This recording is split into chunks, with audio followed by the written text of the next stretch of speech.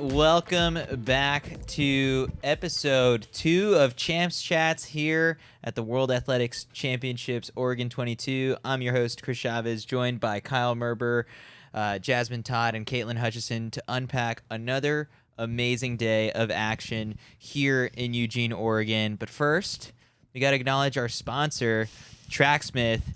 Champs Chats is presented by Tracksmith Running. I am super thrilled that Tracksmith is supporting our coverage here at the World Championships. They partnered with us at the Olympic trials last year. They're super awesome about storytelling around running, whether it's on the track, on the roads, around the marathons. And so we're bringing you daily podcasts, newsletters, the show on YouTube that you guys can catch in the middle of the morning and evening sessions, live updates on social media, all the good stuff. Tracksmith is an independent running brand fueled by a deep love of the sport. They celebrate the amateur spirit and seek to inspire the personal pursuit of excellence. Their summer running collection is built for training in hot conditions. I've been a big fan of their silky smooth Twilight tee and their Twilight shorts for some time now. They just added some new colors. I actually think you were running in that this morning, Kyle. Well, you can be just like Kyle or like myself. CITIUS MAG listeners have a special offer on their hands here. 20% off whether you're a first-time customer or a long-time Tracksmith fan like myself by using code WORLDS at checkout. That's tracksmith.com. Check out all of their offerings, 20% off. And for new customers who spend more than $150, you can receive a free Van Cortlandt singlet if you go to tracksmith.com/VC promo. You add the singlet to your cart, and then when your total reaches over $150, it goes right back down to zero. You keep shopping, and you end up with a nice little singlet on your hands. And in addition to this show, they're also supporting Malcolm Gladwell's new show, Legacy of Speed, in partnership with Puma Running. And that show explores the history of the 1960s San Jose track and field team that not only excelled on the track, but also made a tremendous statement at the 1968 Olympics in Mexico City. They've got interviews with the athletes, the journalists, the coaches, and the documentarians that made it happen. Tune in and listen to it on Apple Podcasts, Spotify, Google Play, wherever you get your podcasts. And actually, it's really funny because, Jasmine, you got the chance, Caitlin, you got the chance to see John Carlos today in the stands. And he was good transition, Chris. I know the podcast is about to be over. Oh, my God. Dude, so I was sitting in the stands with Whitney Kyles, and I sit down next to her, and she looks at me. She's like, do you know who's behind you? And I'm like, looking, and I'm like, it's just some old guy with a cane. And she's like, so you know, like, what happened, like, at the Olympics with, like, John Carlos and Tommy Smith? And I was like, yeah. She's like, well, he's right behind you. I was like, what? And then he, like, introduced himself. Such a nice guy. He introduced himself to you. Yeah. He's like, I love your work. No, that's not what happened. But he did say, well, you know, if you want to get fast at the 400, you should run 5 miles every day. Yeah. I was like, yeah. Maybe I don't want to be faster. Well, you can hear more about their training on Legacy of Speed. But no, it's cool to see that legends like that are in town. I mean, if we're doing a vibe check for day 2 of the World Championships, Travis Scott. Travis. How crazy is that? Big track fan. You guys got to talk to him very briefly. Very like 2 briefly. seconds. He was on his way somewhere. He was moving very fast. And I know the bathroom. Caitlin actually pointed it out. She was like, oh my God, that's Travis Scott. So we ran downstairs and someone asked him for a picture. And I was kind of able to just jump in and be like, hey, can I get a picture too? He said, yeah. Took the picture and darted off to wherever he was going. He also loves track and field, if but you didn't know. He did say that he loves track and field, you guys. So Travis Scott loves track and field, so you should too. And that's not faked, because 2 days ago, I think he went on Twitter and congratulated Carl Lewis on becoming the head coach at Houston, because I think Travis is also from Houston, so he's like, you know, home, family. I was going to say, that I think our audience, if you're watching this podcast right now live, 1:15 a.m. back on the East Coast, that they probably love track and field too. Yeah, no, we've got, Yeah. we see that people are joining the YouTube live stream right now. So a full day of just action. It was the best atmosphere in the evening session. We're going to get to talking more about it. Just but as we were talking to celebrity, you know, Chris and I got stopped by a couple people today. Ooh. yeah, actually, I have a video on my phone. I didn't share it on Twitter or anything like that, so Mac really can't cue it up. But My ego was boosted the second I, I mean, you walked are into the world this, record holder, so. Yeah. That is true. there was a Norwegian guy who, like, jaw just dropped and stopped in his tracks. I was and, like, it's just a podcast.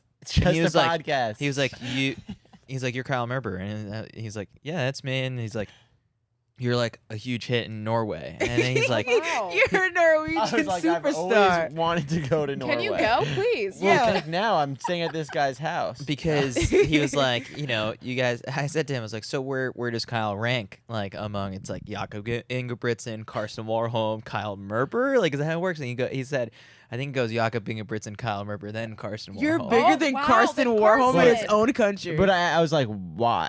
And it was because of college. He said it was like your collegiate record, which doesn't exist anymore. Yeah, no, it does no longer So exists. Yara Degus should be a bigger deal. He's a big deal in Finland. Can we also talk about Caitlin? When I tell you we've ran into so many of the legends All in the track superstars. and field. She ran into somebody today. I know her very well. She's been one of my mentors in track and field. Make me feel stupid. Caitlin, do you know who you got to meet today? Do I have to answer that question? Yeah, wait, I haven't heard I don't know this this story at all. So, as we're down there, this is like along the lines of after us running into Travis Scott. Maurice Green is there. Who Friend of else the came show. running by? Dan O'Brien. Jackie Joyner too. Like all these legends are just walking by, and we're talking. I'm over here. Hi guys. Caitlin, as we kind of talked about previously, her first time even seeing professional athletes was at USA Championships. So now she's really meeting some of the older legends. And I said hi to Sandra Farmer Patrick, and I was like, do you know who this is? And Caitlin just stared at her and was like, no. in front of her? In front of her. Oh, Caitlin. That's just you And put so her I on told the you. spot. She was like, I'm gonna get you about it on the podcast. I'm like, please don't make you feel stupid. And she just made me feel like the biggest fucking You got to idiot make it up alive. to her. Wow. That's I tough don't on the know what- spot. You know what's crazy now? Now You I'm weren't starting. born yet. Now what I'm starting to think Like is that legitimately. He really wasn't So born. like, Okay. what do you want me to do? I just thought it was Jasmine, you may have not hilarious. even been born. I'm starting to think that Caitlin actually was at pro track meets before, but just didn't realize. Yeah. Anyway, I was not. all right, let's get into the morning action. All right, let's start with the women's steeplechase this morning. Mhm. So, They were steep. kind of a wild morning. Like, talk about kicking things off with a bang, because Nora Geruto, it was like she thought it was the final. Mhm. Like, she didn't know that you had to run the prelims first because she booked it, ran 9:01. And I mean, 9:01 wins most finals through history. You put it perfectly on Twitter. It was like this was her Fred Kerley move, where Yeah. Fred ran 9-7 in the She pulled first a round. Kerley. And yeah, like to a point, after tonight, spoiler alert, if people haven't seen the title to this episode, it's like Team USA swept the men's 100, and we're going to I'm talk sure a lot everyone about that. knows that by now. Yeah. You But, like, USA.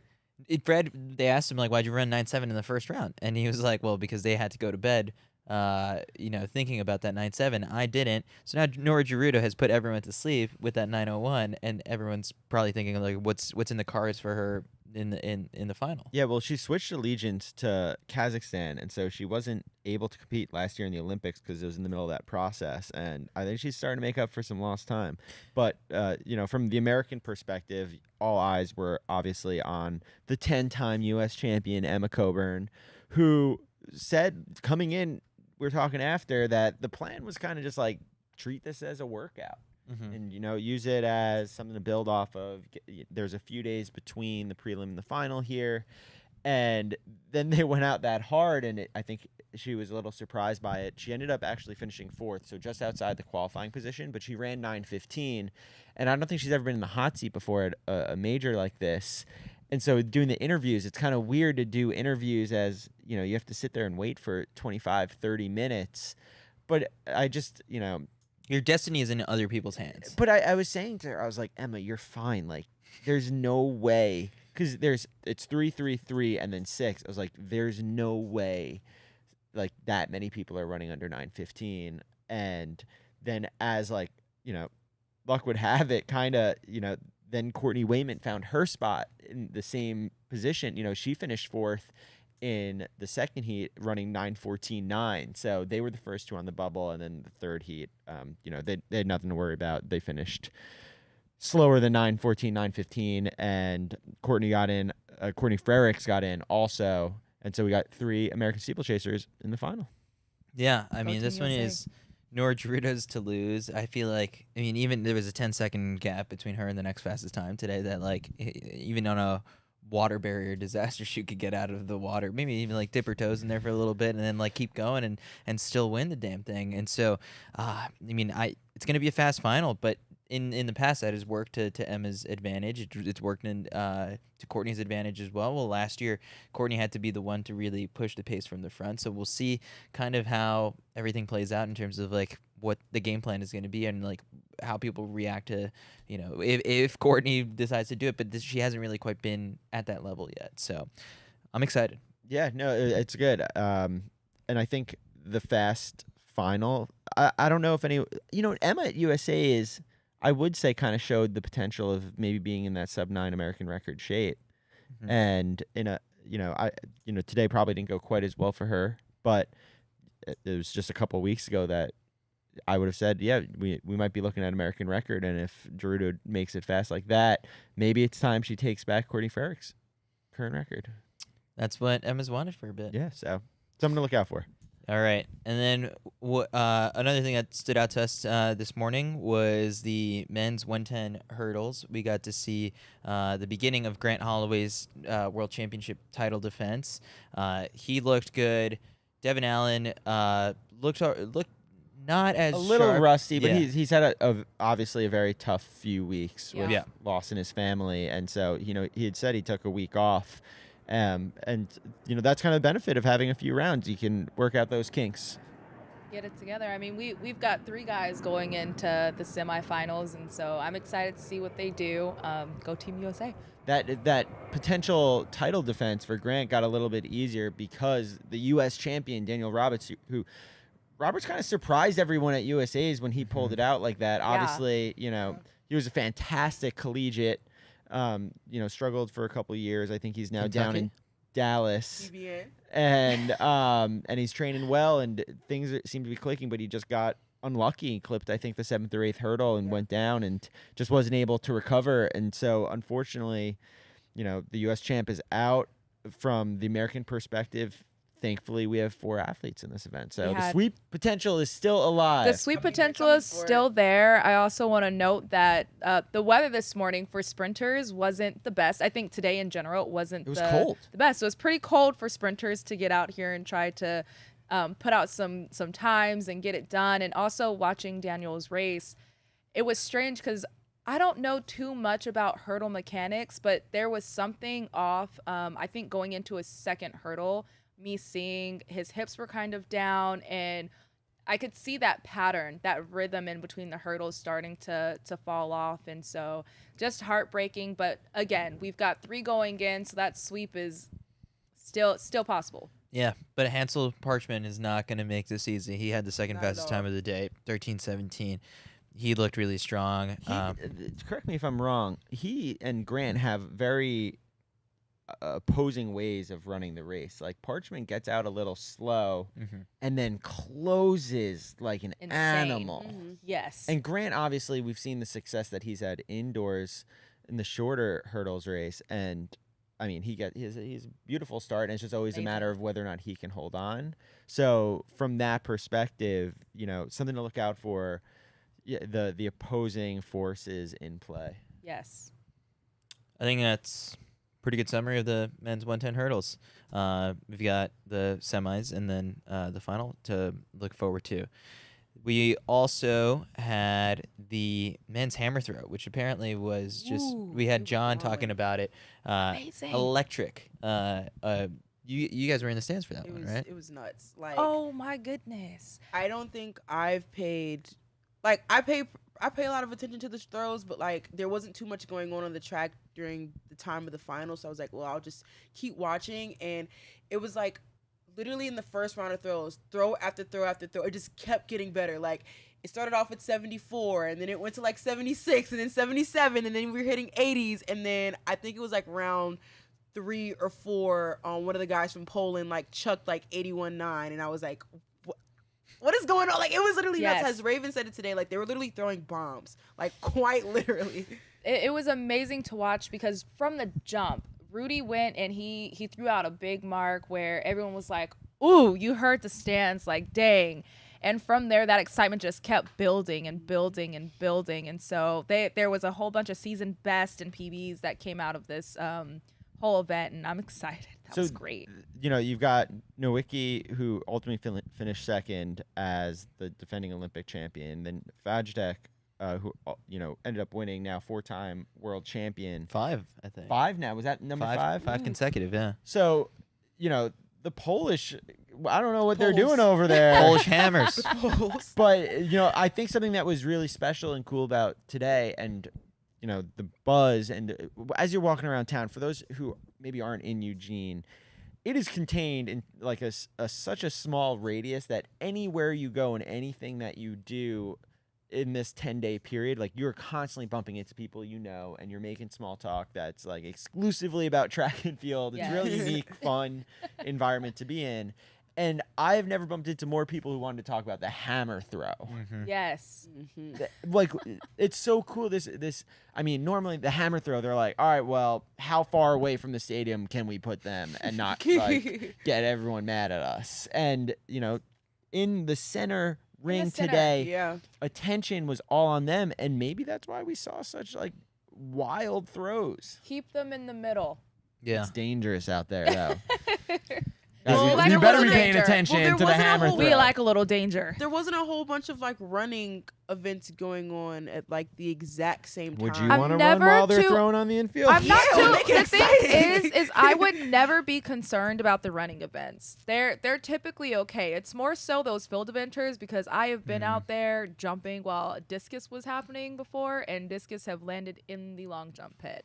So I think that's the more terrifying part, is those side field events going on during that time. But as long as they don't have those happening, keep them in the middle. They deserve it. Yeah, second every time I think at Hayward that they've put them in the middle. I think 16 trials and now, and resulted some big throws for the big throws guys. Before we dive into that 10K, 400 hurdles. Yeah, 400 hurdles. It's good to see Carson Warholm back, and It's like great to see him. Whose back. team are you on? Whose Team are this is a Rye Benjamin team over here. as a New It Yorker. definitely is. I am. I'm the Norwegian. Yeah, you're the I'm Norwegian the star. honorary Norwegian. No, I'm Team Rye 100% as a diehard Yankee fan and a fellow New Yorker. But I thought we were gonna have an easy path here without Carson Warholm, and now oh no, DeSantis was gonna make this hard. No matter but what. like It's gonna make it a easier. little Really easier when the easy. guy who's broken 46. yeah. Yeah. So it's funny that you asked me like whose team am I on here, because I had this conversation with Caitlin actually when we did an episode of Track Snacks on Carson Warholm, and I said to her, I was like, so, you picked Carson Warholm for us to like talk about, and I was like, does this mean like you root for him against Rye, or like how do you go about weighing the rivalries? Do you want to kind of tell Kyle how you go about it? It's just like, you love seeing fast people run fast. So it's not necessarily me trying to like put one against each other, but it's like, Karsten did win last time, so it would be nice to kind of switch it a little bit, but it's not like, oh my God, like I want Karsten to lose or Rye to lose or Dos Santos to lose. It's like, they're all going to run really fast. It's just what order they're going to do it. But since I am USA, I have to be a tiny bit biased and put Not Rye even at a the tiny. top. I am unapologetically. Oh yeah, we know, Kyle. Well, that's what We we're here know, for. That's Kyle. what makes this Right. thing exciting. That's why we're here. We're only here for Rye. Yeah, Because he's been in the gym. and I'm a big Trevor Bassett guy. Which Oh my God. I kind of wonder how he feels about just like the attention on the big three, and that he looked good today. He He looked He awesome. did look good. People I think sleeping it on him. takes the pressure away, so he just kind of gets to go out there and be 100%. that underdog and have fun. It's the way that like when it was getting to the end, like when he was looking around, there were people close to him, but it just looked like he was having so much fun with Having a good like time. everyone like closing on him at the line. I was like, you What it's scared me a like little to bit, be bro. young. That's what it's like to be young in track and field. You really just kind of get to have fun out there. Well, yeah, I think the thing about Trevor is just like for people who aren't maybe as familiar with him, like Division II Ashland University guy who pops off during the indoor season, qualifies for the World Championship team in the Open 400, walks away from World Indoors with a silver Yeah. Silver? medal in the Open 4, and then goes back to the 400-meter hurdles, has the success during the outdoor season, and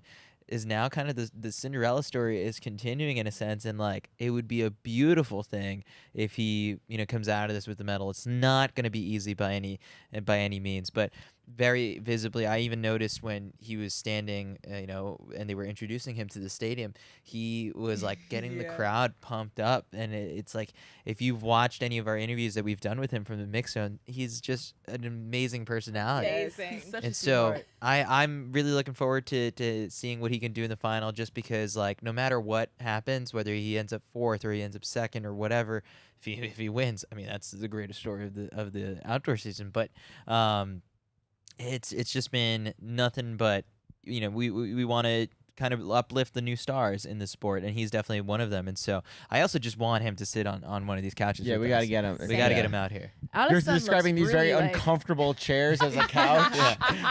I just want to feed him a say, cheeseburger, he'll be all right. I got to joke around with Allison in the mix zone. So he came through after he was done, and I looked at him. I said, "Why did you make that look so easy, man?"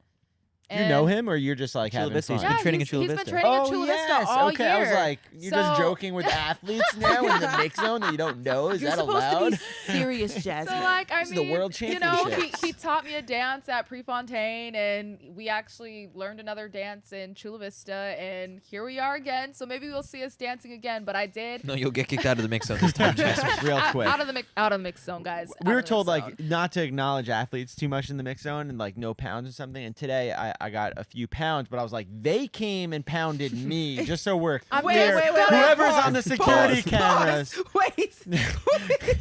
No. Major pause.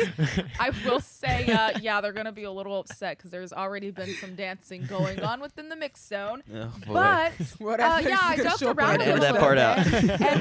bit, and it wasn't on our behalf. For the record, it wasn't on our behalf. All right. It was other people that were in there. But joked around with him like, "Why'd you make that look so easy?" And he was like, "Did it look easy?" I said, "Yes, it looked like you were just having another day at practice in Chula Vista." And he joked around and goes, "No, actually, it was easy." And then he walks off. And so I'm excited to see what he does going into the next round. Definitely someone to look out for. And then let's also just shout out our Heat 5 winner, Khalifa, came out Mhm. 48.6.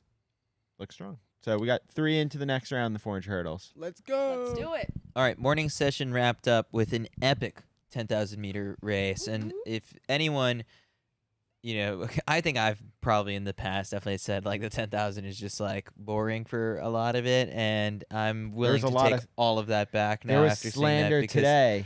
yeah, I mean, even openly, like we sat down on these couches with Raven Saunders, and she was like, you don't have to show me all of the 10K. And, maybe you don't have to show me all the entire race, but there's moments you can cut away. Yes, final mile, final 2K, show me that race, because it was getting going. I mean, it was, again, we have to kind of, for those who aren't here, the weather in Eugene is all over the place. Mhm. Yes. Sometimes you show up, it's 115 degrees, and then this morning it was the rain come from? 64 degrees. Started raining. Where did the rain come from? It was really good 10K weather, and they ran it as such. They went out 15:13 coming through the half, and immediately I was like, 15:13. Oh, we might see an American record. Mhm. We might see some sub 30s. That we did. They didn't get going quite enough to make that happen, but we had plenty of personal bests up and down. We had a national record from Uganda. We had a national record from Kazakhstan. We had a national record from Eritrea. So pretty good, along with a lot of season bests. So anyway, they are moving, and we sat here, or you sat here with Helen O'Beary. What did she tell you before the race? Yeah, so Helen O'Beary was very open about, like, at the Kenyan National Championships, I ran like a 60-second lap, and that's at altitude. So she's like, I'm going to go 59 or 60 again this time. And we were just like, oh, you're calling your shot, that after 24 laps, you're going to throw down one of those. And she was like, yeah. She almost made like, called her shot It to was T. close. She ran, what was it, 60 or 61 for her final lap, and Letsenabet Gide ended up going just a second faster in an epic final 400 meters, where even if you look at the finish line photos that were taken by our guys Johnny Zhang and Justin Britton, it kind of looks like a very funny looking 100-meter final. It just like everyone's gritting their teeth, the emotion on their face, and how close everyone is, and it was just fantastic. And Suki Day ends up taking the win in 30:09, a world-leading time. Obiri just behind her in a personal best of 30:10. And then her compatriot from Kenya, Margaret Chalimo Kipkemboi, also runs a personal best of 30:10 for third place. But right behind her, less by 0.4 of a second, the reigning champion, Sifan Hassan, who was fairly absent for most of the outdoor season. A lot of question marks as to like where's her fitness level at. Kind of today, kind of proved like it's pretty close. good. And yeah. so I think this is a really good indicator for Hassan in the 5K. But just a thrilling race overall. So I have two things I want to talk about. First off, there was 6 of the athletes together with less than 200 meters to go. Yeah. We know this is probably the more distance-oriented side of the podcast right now. Absolutely. But from your perspective, like, that was pretty good, right? Yes, That was nuts. 100%. Not too bad? Yes. Okay. I agree with that one. Because I don't think so. Even like during NCAA championships, like I'll watch the distance races. Like I try to convince people to watch them, and they aren't too keen on it. But I'm like, dude, just give the 10K like one chance, and you're gonna have the time of your life. And today proved why I advocate for the 10K. Because, Wow. Okay, because listen, like I've never seen like so many distance people together for so long. Like at some point they always stretch out, but these women were so hell bent on getting to the line first. It literally was a group of them at the line, and I've never seen anything like that in the 10K. It's usually like 1 or 2 women that are like coming through the finish line, and even those 2 might be a little bit stretched out, but all of them gritting their teeth. And at the 200, I thought Sifan was going to pull it off. Like, I'm like, dude, she's been gone all season. She's here. She's going to make it happen. But she was just so shy of getting a medal. So, but like you said, she's got the 5K. So here's the question. I think this is probably where you're going to go. Probably not an issue in most of the sprints, but was there some impingement? Like, There was an elbow that was thrown, like, right? what, And so that's the big controversy right now. Track I think and like field is a there's people who contact sport. have there's people who've shared screenshots, and there was even like talk about a protest by the Kenyan team of trying to get Gide disqualified for throwing an elbow. But like you said, I mean, like it's a contact sport sometimes. I don't know. It looked pretty bad to me. You know how crazy. But also, like that could be me just like kind of tricking myself. Like Helen Obiri was awesome on this couch. I'm team Helen. You know how crazy of a thing has to happen in the last 100 meters to DQ the winner? Yeah. Like, Yeah. it needs to Absolutely be insane.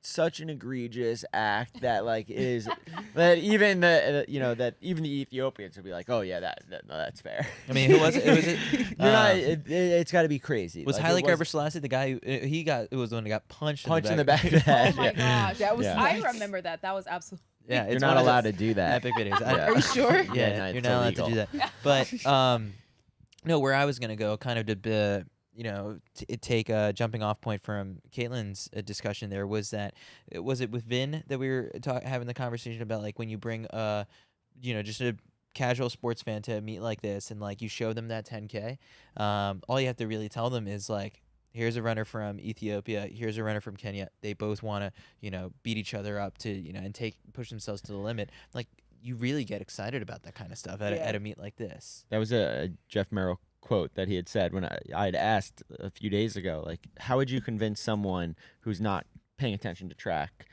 like, to pay attention? He's like, everyone in this race, this is like the most important thing that they've ever done, and they want to win so badly. And that was evident today. It was, I feel like day 1 was a soft launch. Mm-hmm. Day 2, morning session, Yes. the doors were open for business. And then in the afternoon, Yeah. Remarkable. you couldn't even find seats. Vibe check. It was so definitely hard. up. And I even talked to you guys about it where I was saying that clap during the long jump. Yeah, I saw you Yeah. perked up. You were like, whoa. I was lost because so many times, like even at USA's, I mean, we love USATF, but there was just so much going on that fans kind of had to pick and choose where they wanted to go and spend their money. So the engagement was not as well. And I know that's a big concern for a lot of the jumpers. They were just like, hey, how is this crowd going to react? And to see that the crowd was absolutely amazing. That clap was the loudest I've ever heard it in the stadium. So the women's 100 starts things off. Early heats. Is there anything that we're looking at that, we saw obviously Fred in the prelims of the men's side, the little preview, a little foreshadowing of what was to come. Anything in the women's 100 that we think? Yeah. Dina's on that. back. Speak on that. Oh my God. I'm like, this girl, where's she been at? Injuries, disappearing, all this other stuff. Pops a 1084. I believe it's like 0.01 off of her PR, but it looks so smooth. Like, it looked like she could have ran like 10.7. So it's going to be exciting to see what she does. And so now everyone has to go to sleep wondering what the hell is Dina Asher-Smith going to do. And the NCAA champ was second in that. Yeah. It's not, Julian Alfred, no slouch for No, Dina to be. Juju is no slouch. Yeah, seriously. So no, that's funny. That's a great point. When I watched Dina run, I was like, oh, everyone's been sleeping. That was comfortable. If you watched her, it was a very comfortable race. It was very relaxed. All That smiles. was one of those things where it was like, she just came out and worked on her race. She worked on her mechanics. I don't think that she was trying to even run that fast. She was probably a little shocked, to be honest. Like, dang, I actually ran that fast because it was so comfortable. So I'm seeing a 10.7 out of Dina. And I was shocked too, because it seems like a lot of times, or what I saw even with the guys yesterday, like, that you don't have to do too much to survive an event. So you're not going to see a whole bunch of like Fred Kerley's running 9.7s. Like, you're going to see guys running 10.0s, and even on the women's side, like, you're going to see a lot of 11.0s just to make it to the next final. And so the way that she looks so comfortable, I'm like, oh, she probably just ran like 11.0 or like 10.99, but completely obliterated my expectations. Have you guys ever heard of this? I don't know if you know the Shelly-Ann Fraser-Price. Who is that? Who is that? I'm just kidding because I'm a big fan. Wait.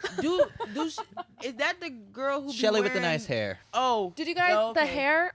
I mean, Her uniform green, gold, and Inspo. black, right? the inspo there, Shelly. I know you're watching this because why wouldn't you be She's watching upset this? now. Shelly. We love you, Shelly. I need to find Shelly and do a hair check with Shelly and also Elaine. Also, because drop who the does hair, your hair. like, absolutely stunning. And how can we not see how comfortable she also looks? Easy 1087. Like, easy as can be. 1087. Shelly-Ann. She's just getting better and better. Mama Aging Rocket. like a fine wine. I think it's the kid. That's the secret. I mean, It's got to be. it's been what, 15 years now? Like Yeah. this is getting out of hand. Yeah. Absolutely out of hand, and it's not even like the decline. She is progressing up. with age.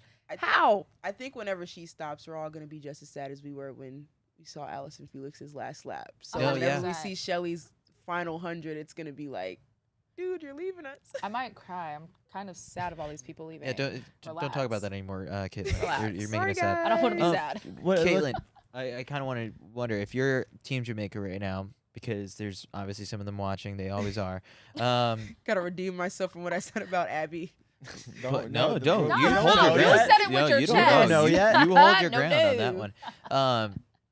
If you're Team Jamaica, are you hitting the panic button on Elaine Thompson? No. No. Why No. not? Because she's proven herself many, like one race that didn't look great. A prelim. Yeah. I mean, she still made it. Like, she's fine. Okay. She's literally fine. And it's funny because everyone's going on Twitter and they're like, well, Elaine didn't look like Elaine today. She's going to be done. Like, she's going to get beat. And I'm like, dude, relax.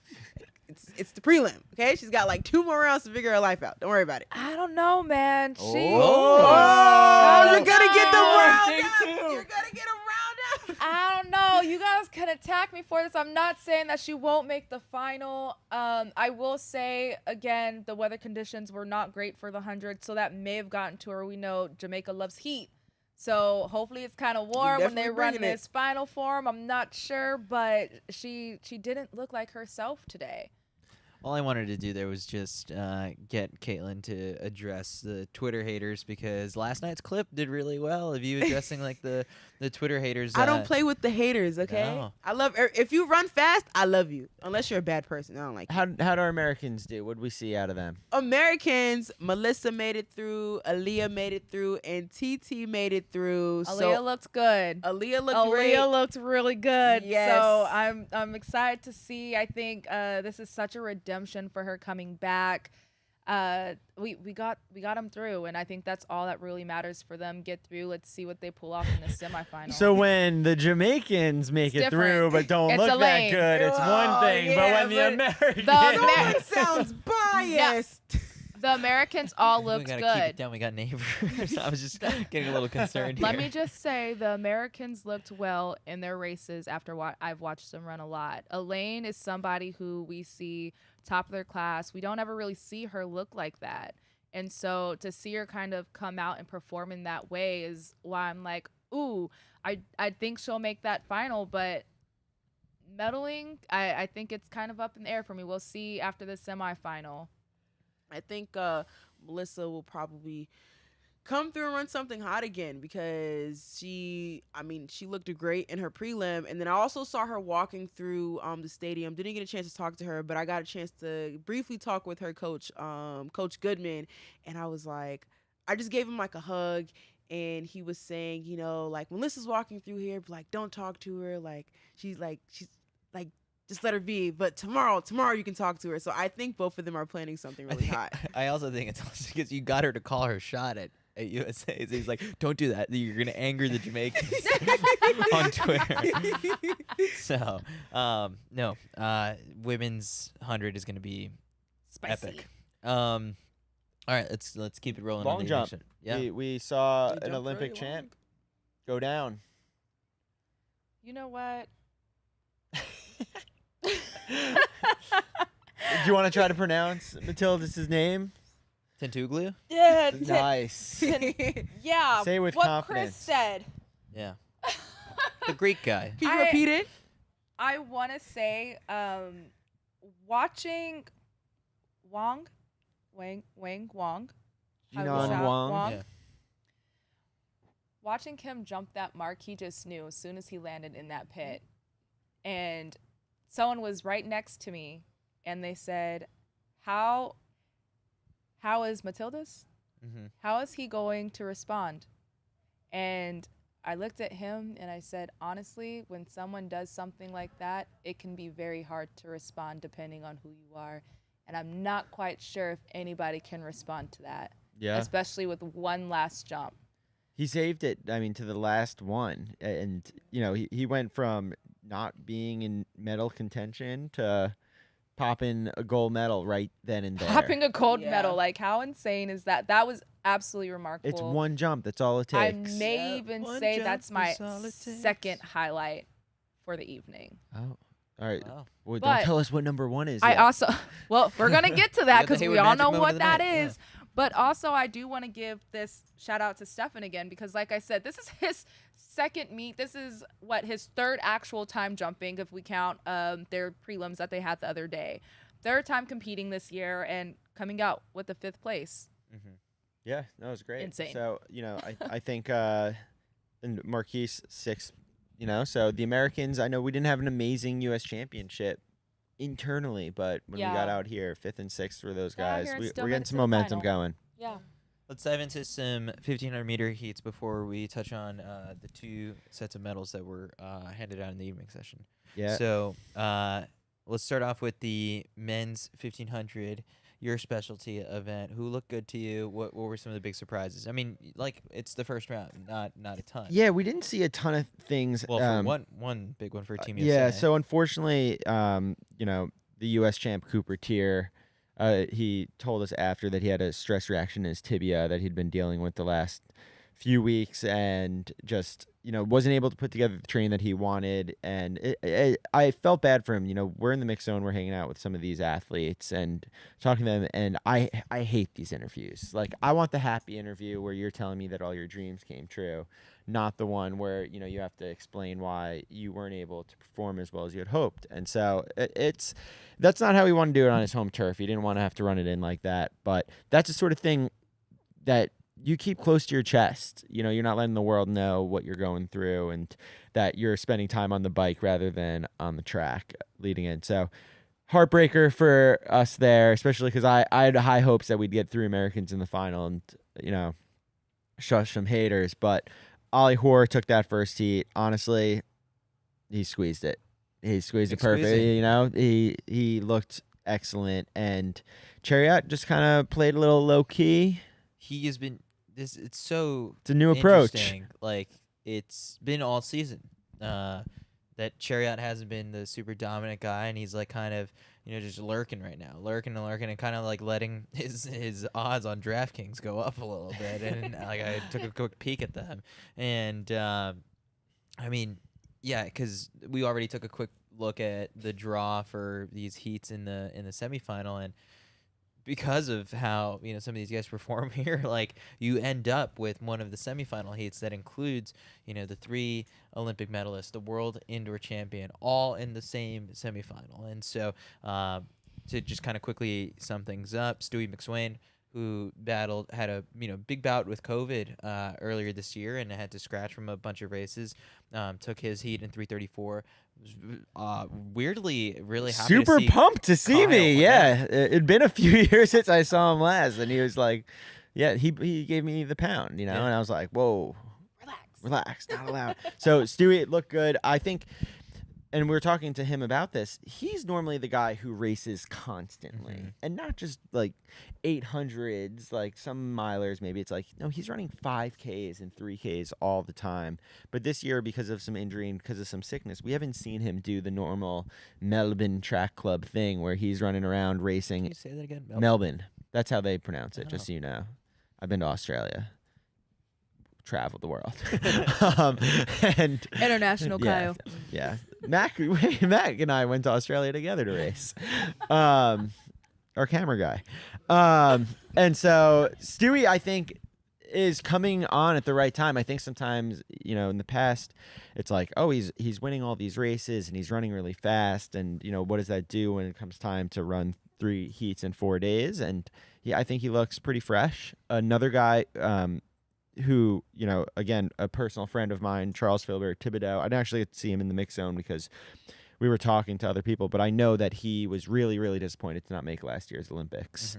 And he looked excellent. He looked strong in that heat, stacked. You had Ingebrigtsen in there who... Just let him have it. No one has ever gotten off the line slower than Jakob got off today.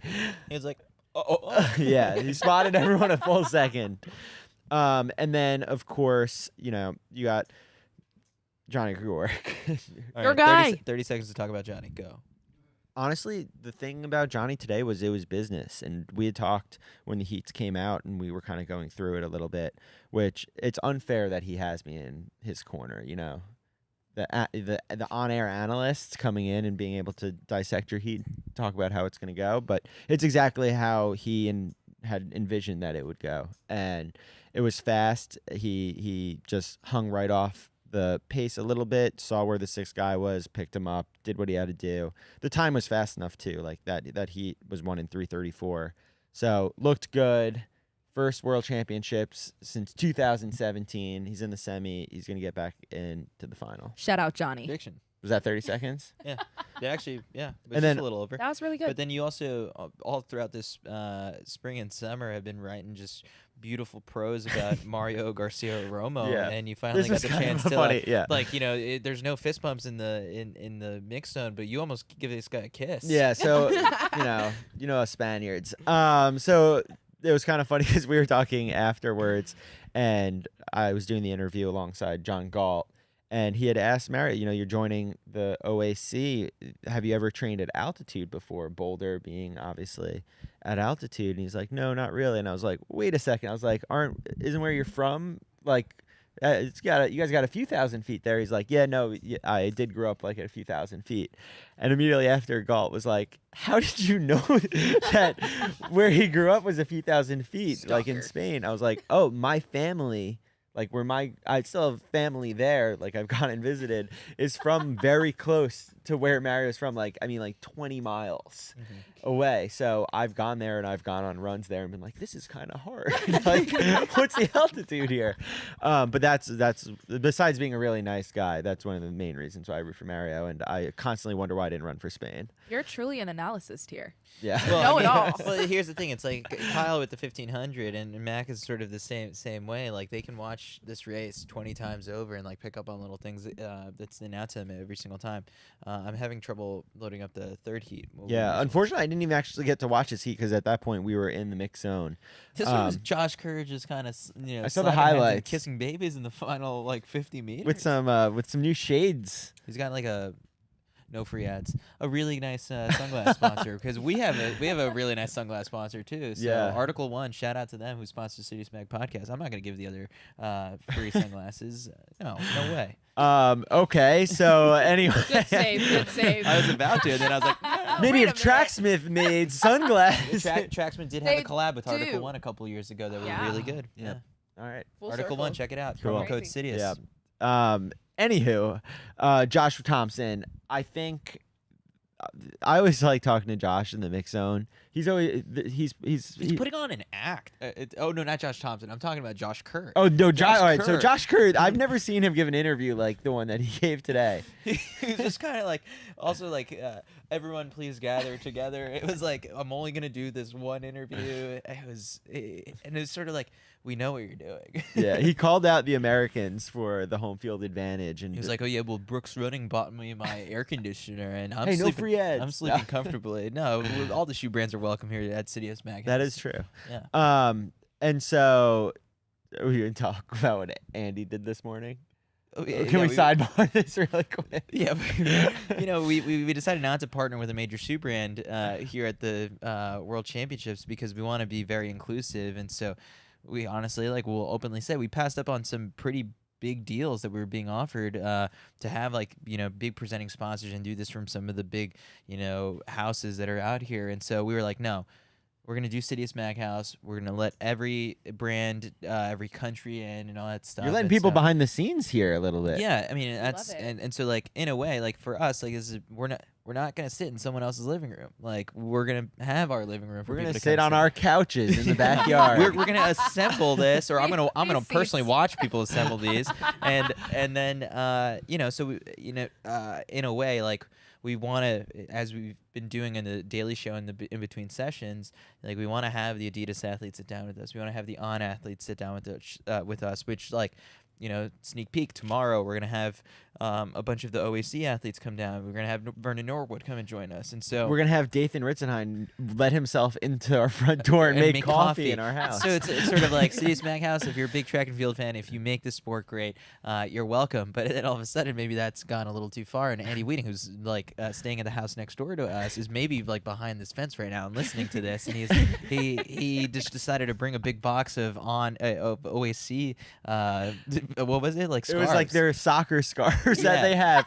And it just like it was our morning run, which is shout out to our sponsor like Garmin, for supplying coffee and donuts, and then all of a sudden there's a big box of OAC scarves that he's like, oh, where did these come from? I Right. gave him permission to like drop them off because I'm like, if it makes the 70 people we had today this something morning like show up to the run and give them out something extra to take away, so now we just got to tell like all the other brands like, well, we gave Andy the free little giveaway, so come on by, drop off whatever it is you want to give people. But that's a peek behind the logistics of CITIUS I MAG. obviously raced Andy for a long time, and Mac and he were college teammates together. And afterwards, we were like, if that was anyone else except Andy, we'd be furious right now. But now he's opened the floodgates. So if you want to hand out free stuff, I guess we're doing it. But anyway, Fred Kerley tweet. Fred Kerley just tweeted world champion with a smiley face. oh, showing some emotion. Okay, I think that's perfect. Can we like kind of segue into the? Wait, One Almost? quick, 3 more seconds. Okay. We're just shouting out Josh Thompson. Wild last 50 meters, as always. I think because he got in, he had the ranking coming in this year, And at USA's, I think, I don't know. I just feel like he doesn't get the respect that he deserves. And He's always like he's a championship. Like it's not fair to say he's a championship racer yet because he did run World Indoors and now World Outdoors. But like he hasn't been in that many international championship races, so we don't know yet. So I'm not gonna put that label. But the way he races works for championship style. The way he has that last 50 meters, it's like Manzano-esque. people who have been with us, you and I, since we were behind the mic together at the Texas qualifier, can go back to those races from February 2021. Because I remember in the car on the ride over to that meet, you were just very high on Josh Thompson's stock. He's just a really nice guy. And he had a not a fairly disappointing season, but by his standards last year. And so now it's sort of like, oh no, we can pull up the receipts. Like Kyle's been right on this guy, and hopefully we kind of get to see a little bit of that payoff in these next two rounds. And then before the 100, Go ahead. Chase Ealey. Go ahead. oh wait, we have two things. Oh yeah, we've got okay. two things. Go ahead. All right, go Chase. Let's talk Chase. So, I mean, right off the bat, like she was still taking this one throw. Everyone knows the rules, like thing Very to seriously, heart. yeah. She, what was her first throw? It was enough to put her way out in front. That like we looked at each other. I think Jasmine turned to me. It was like, oh yeah, Chase just won. You did say that immediately. Yeah. It was like that was the end. I was like, no, like Gong's Welcome got to the a Gong Gong's Show. got a You- chance, but If you throw a mark out there like that, to some people it's gonna shake them up. yeah, So it's the a winning lot throw. of It times was out the out winning there, throw. One and done is what I like to call it. Yeah, and I asked her, and she's like, "Yeah, that was the plan. She wanted to come out hot, and that did put pressure on everyone else. And that's when you start seeing fouls, right? Like you're Yes. trying to force it rather than letting it flow through you. And Gong had one close one in the 5th round. The distance beat was 20.49, and Gong got out there, and we were anxiously waiting. She had really good odds, so I did throw a few bucks down on her, even though I obviously wanted Chase to win. That was me hedging my bets. Are we allowed to bet at CITIUS? Edit this part out, Mac, but keep going. Keep going. Anyway, so Gong threw 20.39, and I feel like the whole stadium was holding their breath for a moment. But Chase held off. Yeah, I mean, I talked to her right after, and I was like, so I mean, like this season you're having, like it's got to put you up there, like among the all-time greats for U.S. women's shot put. And she was like, kind of like a little reluctant to like lean into it. She did smile, but then she was like, I think I'm only getting started. And like, it's good because I mean, when we saw her at USA, she was like, oh yeah, I told Michelle I wouldn't break her American record today, and so she knows that she hasn't hit her ceiling yet. And so no, I mean, you got to share with the listeners a little bit of the funny interaction you had with her afterwards. This was great. I'm a big Chase fan. Like when I say that I was hedging my bets with the Gong bet, it was just because I was emotionally invested in Chase, and I've gotten to know her a little bit more, and I've been following the season very closely. Like I think she's very exciting to watch. I do believe what she says about only just getting started. And so after I was like, I saw you run up to your husband, and like the emotions just came flooding out. Like, what was that about? And she quickly stopped me, interrupted, was like, boyfriend, and then let us know who screamed something. That was What did me. you say? You're like, She's like, she ain't got no ring. Yeah, I you- was like, he better put a ring on it quick, and then and she was like, my finger, it's a little empty. feeling a little it's light a right now. might be a yeah. little light there. So But- I'm just gonna say this now. If you're watching, she deserves a ring now. Oh. She's got a gold medal. That was a first, also gold medal for Team USA. Time for a diamond ring. So No pressure. It's time. No pressure. Oh yeah, I guess because of the way the time works, she technically is the first gold. Yeah. Nice. Yeah. All right, women's 1500.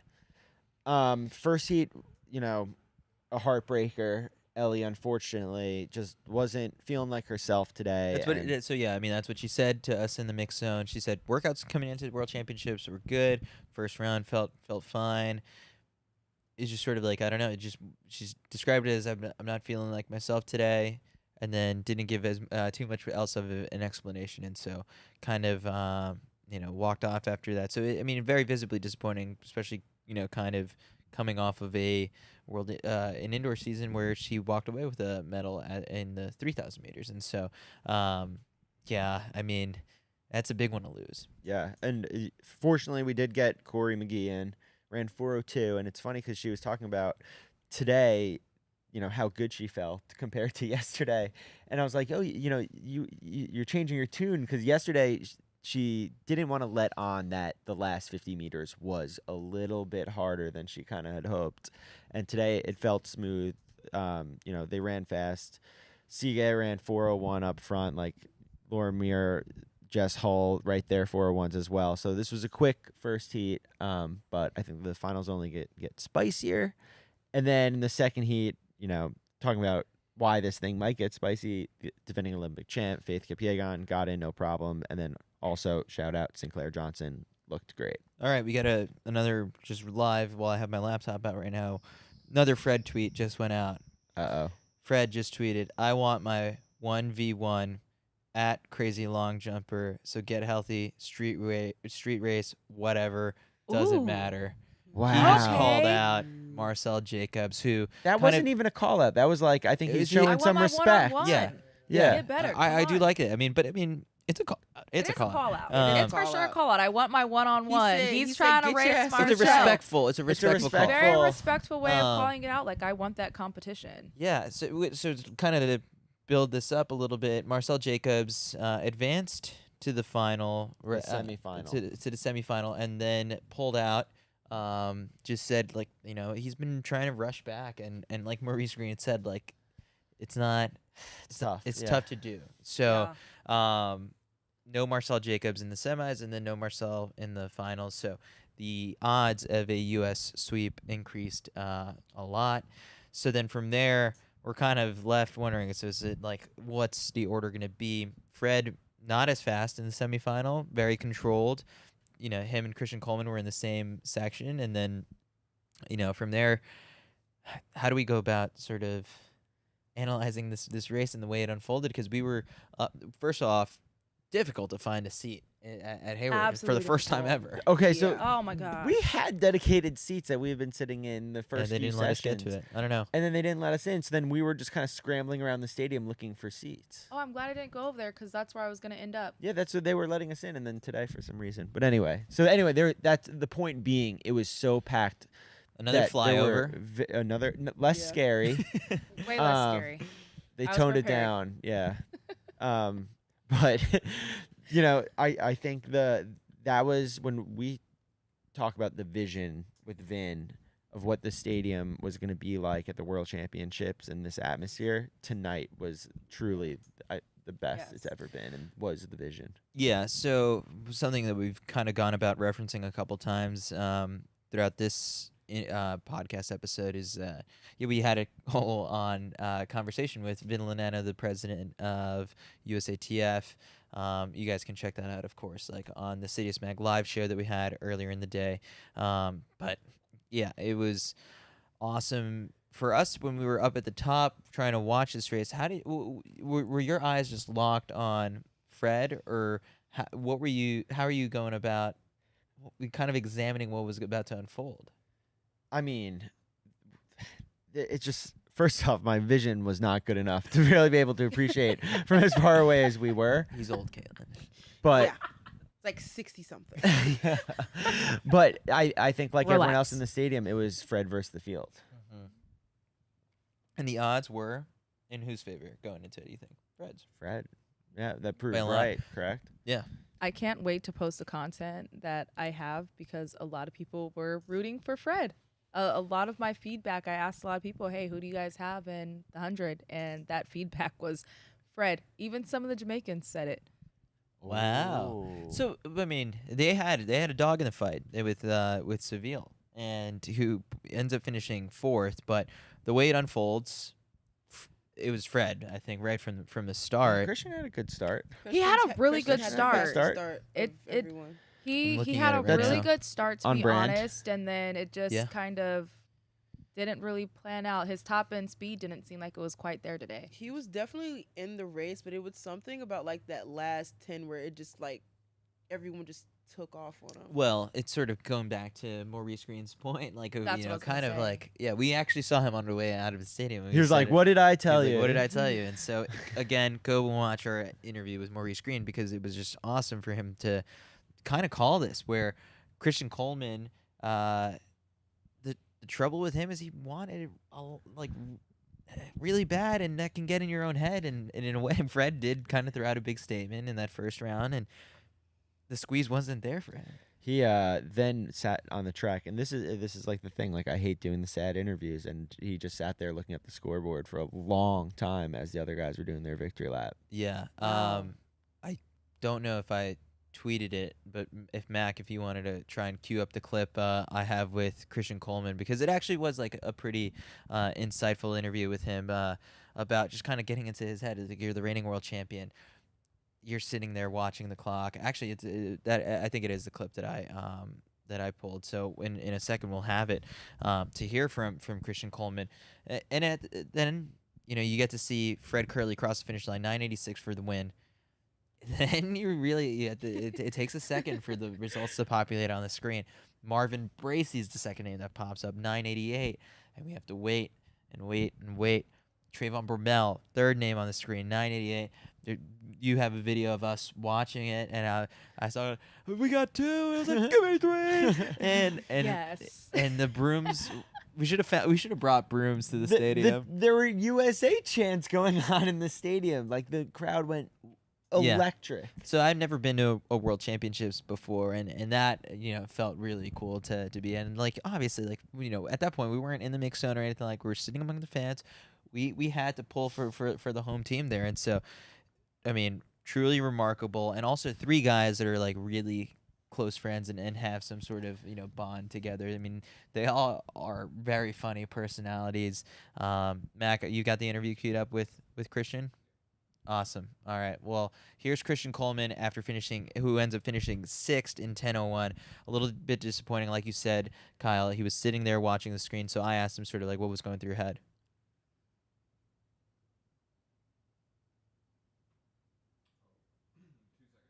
All right, give me 1 sec. We're gonna get the sound on that. We do want to hear what he has to say. Yeah.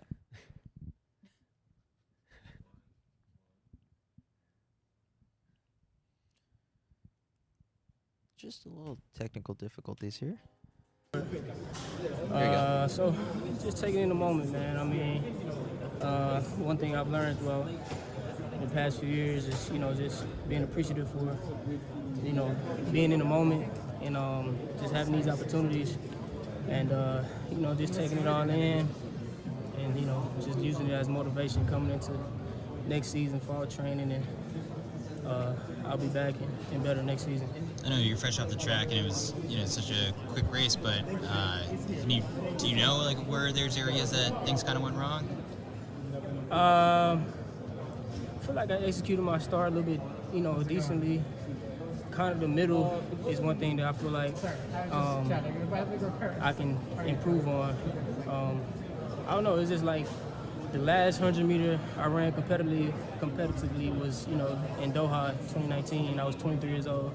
And the next 100 meters I ran competitively, I was 26. So I knew this season was going to be a grind, just getting my feet back under me and just getting my race pattern down. And just getting back into the, groove of competing at a high level, competitively day in and day out.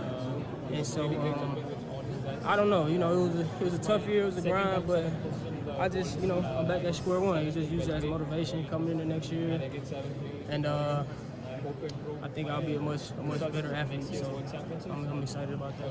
I know it's a very individual sport, but Then that's when I asked him. I was like, it's an individual sport, but like you have to be kind of a little. I mean, there's a team element to Team USA just put 3. Like, how do you feel about it? And he was like, I have those guys, but he's like, he's hungry. He doesn't like to lose. So I mean, you heard him there. He hasn't.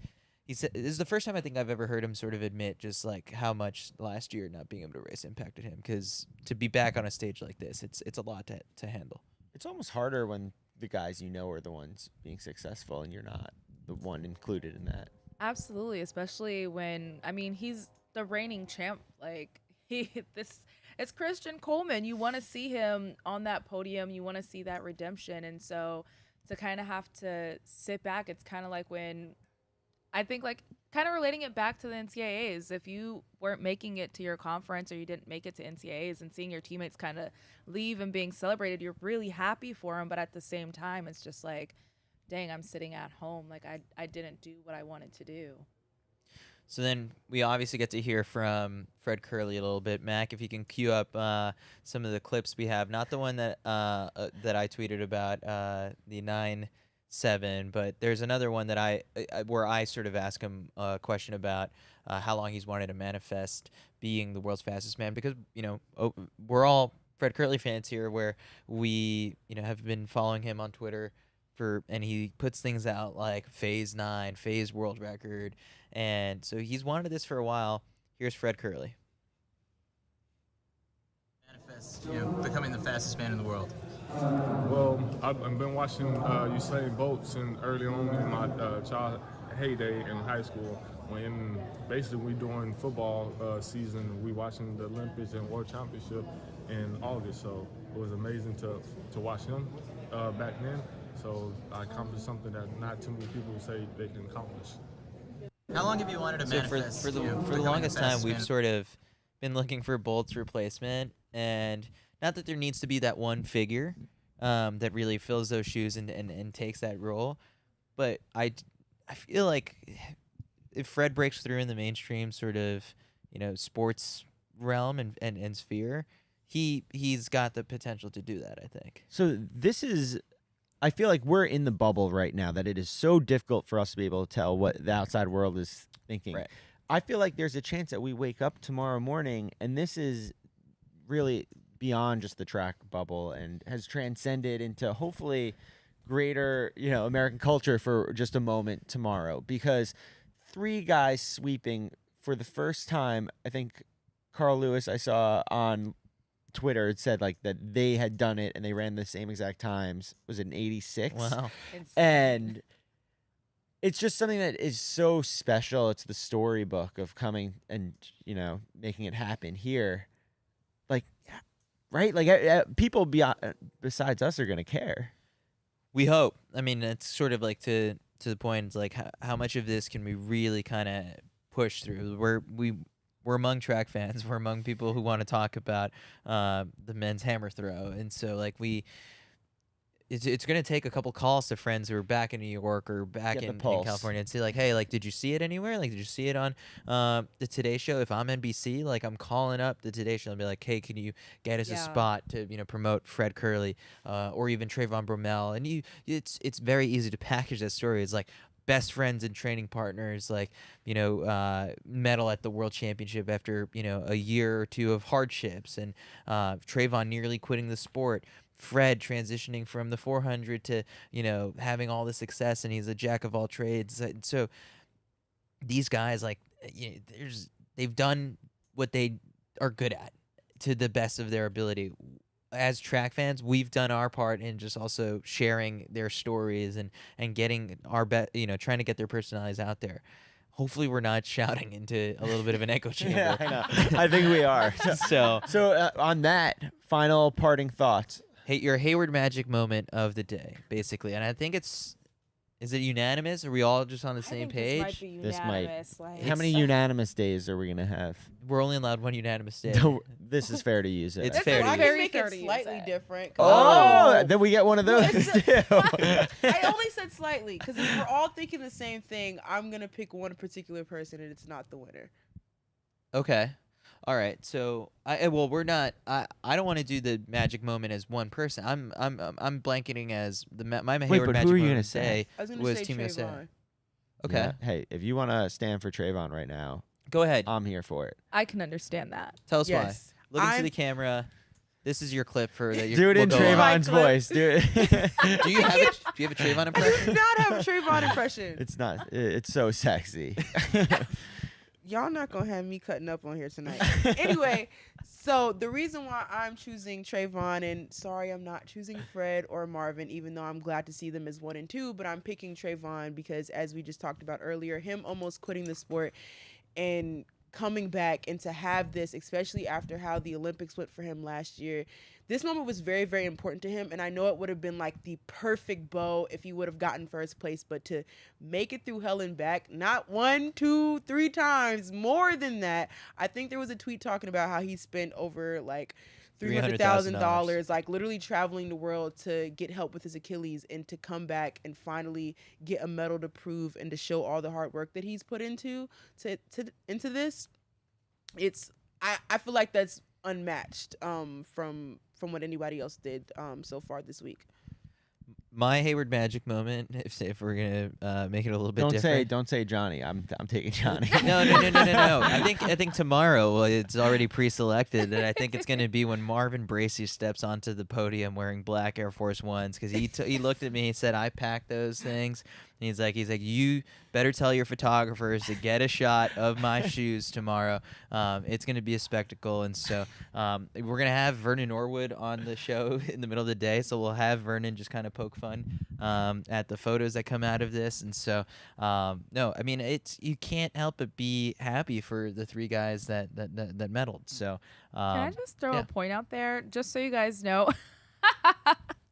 When you wear black forces, it means you're ready to fight.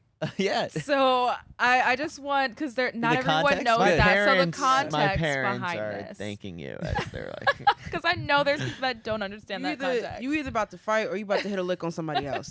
Okay. Oh man. All right. Well, I think that does it for another episode of Champs Chats, presented by Tracksmith. Once again, use promo code WORLDS. Get yourself 20% off all of Tracksmith's apparel. It's a really special offer that they have just for CITIUS MAG podcast listeners and our viewers here on YouTube. If you're in Eugene, come out and join us on our morning runs. Come out and sit with us and listen to some of the conversations we're having in the middle of the sessions. We've got all our details on our Instagram page. So subscribe if you're still watching this. I mean, you love track and field to be up this late on a Saturday night with us. So smash that subscribe button, because we're hitting you with interviews with every single key moment and the people that make this sport so special. So thanks again for watching. Thanks again for listening. We'll catch you guys again tomorrow. I love track and field. We love track and field. I love it. Like it a lot. Good night, everybody. Or good morning if you're listening.